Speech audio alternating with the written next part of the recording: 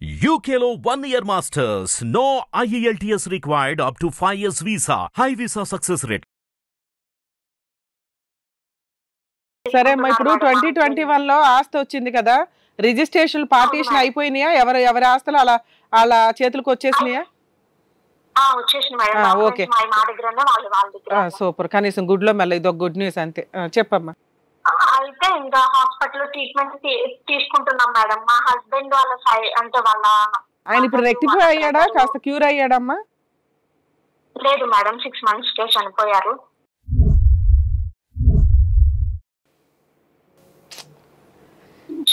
Madam ఆయన ఎప్పుడు చనిపోయారమ్మా? 2022 మేలో, అంటే 21 డిసెంబర్ లో ఇది తెలిసింది మేడం. 1 year అయింది మీ హస్బెండ్ చనిపోయారు. మీ హస్బెండ్ చనిపోయి 1 year అవుతుంది.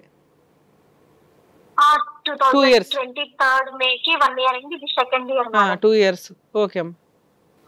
2 years కంప్లీట్ అయిపోతున్నాయి. మరి ఇప్పుడు ఆ ప్రాపర్టీస్ అన్ని నీ దగ్గరే ఉన్నాయా? నా దగ్గరే ఉన్నాయి మేడం. సూపర్. ఓకే, ఉన్నాయి మేడం. బట్ వాళ్ళు ఏం చేశారంటే పాజిటివ్ అని తెలిసినాక మా హస్బెండ్ వాళ్ళ బ్రదరు, వాళ్ళ మేనమామ, వాళ్ళ పిల్లి, అంటే అమ్మమ్మ వాళ్ళ సైడ్ వాళ్ళందరికీ తెలుసు మేడం ఈయనకి పాజిటివ్ అని. వాళ్ళు ఏం చేశారంటే వాళ్ళ పెద్దనాన్న వాళ్ళకి, బాబాయ్ వాళ్ళకి, అంటే నాయనమ్మ వాళ్ళ సైడ్ వాళ్ళకి ఎవరికి చెప్పొద్దు, ఎవరు వచ్చినా ఇంటికి నిమ్ము అని చెప్పండి, లంగ్స్ ప్రాబ్లం అని చెప్పండి, హెచ్ఐవి అని చెప్పమాకండి అని అన్నారు మేడం. సరే, నేను అట్లాగే దాచిపెట్టి అట్లే చెప్పాను మేడం. కార్యక్రమాలు కంప్లీట్ చేశారు, అయిపోయింది. చేసేసారు మేడం. చేసే ముందు నన్ను అడిగారు ఎలా చేద్దాం ఏంటి అంటే, నేను అన్నాను కొంచెం తక్కువలోనే చేయండి, ఎందుకంటే వీళ్ళ ఇళ్లలో కొంచెం గ్రాండ్ గా చేసే అలవాటు మేడం. ఓకే, అంటే ఇప్పుడు ఆ ఖర్చులు, మీరు ఆస్తి పంపకాలు అయిపోయినాయి కాబట్టి మీ ఆయనకి అయ్యే కార్యక్రమం ఖర్చులన్నీ మిమ్మల్ని భరించాలని ఉద్దేశం వాళ్ళది.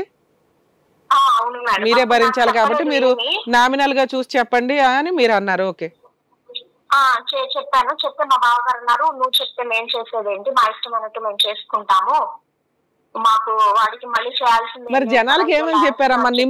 నిమ్ము వల్ల క్షయ వల్ల చనిపోయాడు, లేదా కోవిడ్ వచ్చింది చనిపోయాడని కవర్ చేసేసారా? అవును మేడం. ఓకే అమ్మా, నెక్స్ట్ ఏమైంది ఫైనల్ గా? కార్యక్రమాలన్నీ చేశారు మేడం. 40 days అయిపోయింది. 40 days అయిపోయినాక నన్ను కూర్చోబెట్టారు. ఏంటి అంటే మా బావగారు పెద్ద ఒక లిస్ట్ ప్రిపేర్ చేసి తీసుకొచ్చారు మేడం. ఏంటి అని చూస్తే ఖర్చు, మీ హస్బెండ్ కి నేను పెట్టిన ఖర్చు 5 lakhs. ఇదిగో ఇంత అయింది, ఎట్లా తీరుస్తావు తీర్చు, అండ్ అత్తయ్యకి ఏం రాస్తావు ఆస్తిలో రాయి అన్నారు. అత్తయ్యకి ఏంటి బావగారు ఈ ఖర్చు ఏంటి అంటే, అవును మరి మీ హస్బెండ్ కి ఖర్చు పెట్టాను, నేను అప్పు చేసి ఖర్చు పెట్టాను, తీర్చు, మా అమ్మకి ఏం రాస్తావు రాయి అన్నారు. అమ్మ, ఇప్పుడు ఆస్తి పంపకాలు 2021 లో చేసుకునేటప్పుడు మీ అత్తగారికి ఏమి వాటా ఇవ్వలేదా? మా అత్తయ్య గారికి మేడం హౌస్ లో వాటా ఇచ్చారు, మిగతా ఇవ్వలా? మిగతా కొడుకులు ఇద్దరే పంచుకున్నారు? ఇంకా దేంట్లోనూ ఇవ్వలేదు మేడం, పొలాలు వీళ్ళే పంచుకున్నారు అన్నదమ్ములు. ఓకే అమ్మా, ఓకే. మేము ఒక ఇల్లు తీసుకున్నాం, మా బావగారు ఒక ఇల్లు తీసుకున్నారు, మొత్తం 3 ఇల్లు మేడం ఉన్నాయి హౌసెస్. అదే ఇల్లు వరకు పంచుకున్నారు, పొలాల వరకు కొడుకులు ఇద్దరే పంచుకున్నారు. అవును మేడం. ఏమైందమ్మా లాస్ట్ గా? ఇంకా ఆస్తి అనేసరికి నేనన్నాను నా లైఫే పోయింది, ఇంకా ఆస్తి ఎట్లా ఇస్తాను నేను అని చెప్తే, కాదు నీకు పిల్లలు లేరు, మా వాడు లేడు, అది హెచ్ఐవి అనేది రాతలో రాసింది, అది నీ రాత, అట్లా అయిపోయింది, మేమేం చేస్తాము అంటే, అసలు మ్యాటర్ ఏంటంటే మేడం, ఫస్ట్ వైఫ్ హెచ్ఐవి వల్లే చనిపోయిందంట మేడం.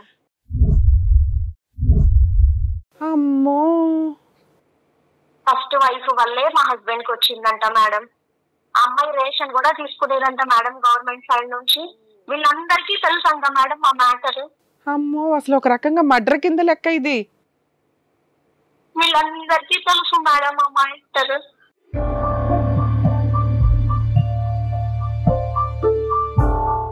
పెద్ద చైన్ క్రియేట్ చేశారు కదా. ఎంత ఒక రకంగా మర్డరు. సొసైటీ కోసం ఆ అబ్బాయికి పెళ్లి చేశారు, ఏదో అదృష్టం కొద్ది 10 ఏళ్ళు బతికేశారు అనుకోండి. అంటే ఇప్పుడు అన్నిటికీ ట్రీట్మెంట్లు ఉన్నాయి కాబట్టి. ఆ అబ్బాయి అందుకే ప్రెగ్నెన్సీ వద్దు అంటున్నాడు, పిల్లలు పుట్టకుండా హాస్పిటల్కి రాకుండా. డాక్టర్ కూడా క్లియర్ గా చెప్పారు మేడం, మెడిసిన్ వాడకపోతే లైఫ్ స్పాన్ అనేది తగ్గిపోతుంది. మెడిసిన్ అమ్మా అసలు చేసుకుని 2 years ఉన్నాడు, నాతో చేసుకుని 8 years ఉన్నాడు. అవును, 10 years కంప్లీటెడ్ మేడం. సరే నాన్న, ఇప్పుడు ఫైనల్ గా ఆ పంచాయతీ ఏమైంది ప్రాపర్టీస్ ది? ఇంకా నేను వీళ్ళు వినట్లేదు అని చెప్పేసి నేను వీళ్ళ నాయనమ్మల సైడ్ వాళ్ళందరికీ చెప్పేశాను మేడం, ఇది పొజిషన్, నన్ను ఇలా చేశారు అంటే వాళ్ళు కూడా వాళ్ళకి సపోర్ట్ చేస్తున్నారు మేడం. వాళ్ళకే సపోర్ట్ చేస్తున్నారు. అవును అమ్మాయి దాని వల్లే ఇప్పుడు బయటపడ్డారు మేడం చనిపోయిన తర్వాత. అవును అమ్మాయి దాని వల్లే చనిపోయింది, మా వాడికి టెస్ట్ మరి ఎట్లా చేస్తున్నారు పెళ్లి అని మేము అడిగాము, అబ్బాయి వాళ్ళ నాన్నని టెస్ట్ చేయించావురా నెగిటివ్ అని వచ్చింది, అందుకే పెళ్లి చేసామని చెప్పారంట మేడం. పెళ్లికి కూడా వీళ్ళ సైడ్ ఒక 10-15 మందిని తప్ప ఎక్కువ తీసుకురాలేదు.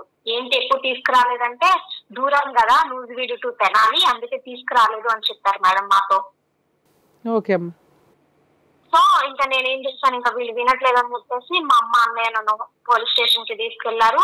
అక్కడ నేను ఎఫ్ఐఆర్ ఫైల్ చేశాను మేడం. ఎఫ్ఐఆర్ కూడా మేడం ఎస్ఐ మమ్మల్ని మోసం చేసి 2 months తిప్పించుకున్నాడు మేడం.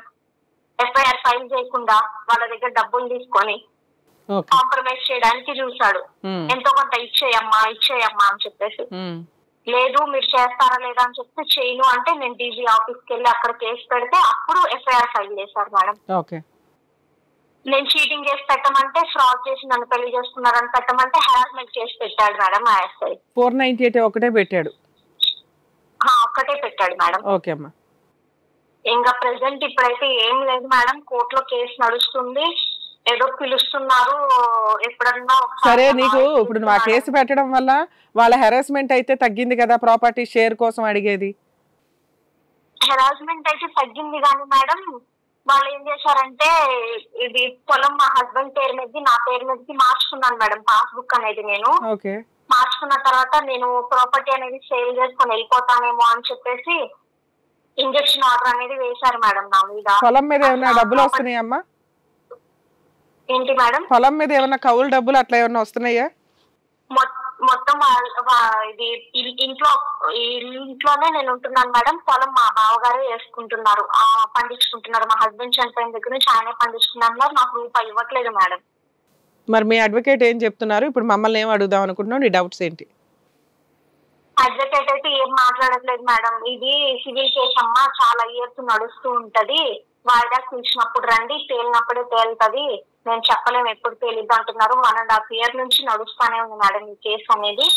నాకు ఇన్కమ్ సోర్స్ అనేది ఎటు నుంచి లేదు మేడం. కింద షాపులు రెంట్ తీస్తే అదేమో ఆయనే వసూలు చేసుకోవడం చేస్తుంటే నేను ఖాళీ చేపించేసాను మేడం. మా బావగారు